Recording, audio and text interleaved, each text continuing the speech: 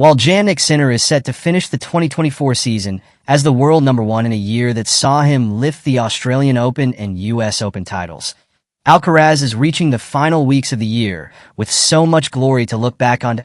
He has beaten Sinner in their 3 clashes on the ATP Tour and has the chance to play in his first Olympic Games, where he won a gold medal in singles and played alongside the great Rafael Nadal in doubles. Yet this tennis year will be remembered for his 2 Grand Slam triumphs at the French Open and Wimbledon, as he found a way to crack the code of winning on such different surfaces in the space of a few short weeks. Adapting your game from the high-bouncing and slow clay at Roland Garros to the slick, low-bounding courts at Wimbledon is the ultimate test of a tennis player's adaptability, and Alcaraz cracked the code in impressive fashion. But he beat Sinner in the French Open semifinals before battling past Alexander Zverev in the Paris final before turning an masterclass to dismantle 7-time Wimbledon champion Novak Djokovic in a memorable Wimbledon final. Speaking to Tennis 365 in an exclusive interview, the UTS Grand Final at London's Copperbox Arena from December 6th to 8th, Mouratoglou looked back on Alcaraz's achievement and suggested he passed the biggest test in the sport by winning both major titles.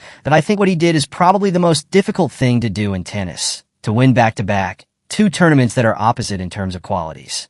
To win them, Mouratoglou told Tennis 365.at Roland Garros, you need to be high on your legs, sliding, using a lot to spin longer rallies.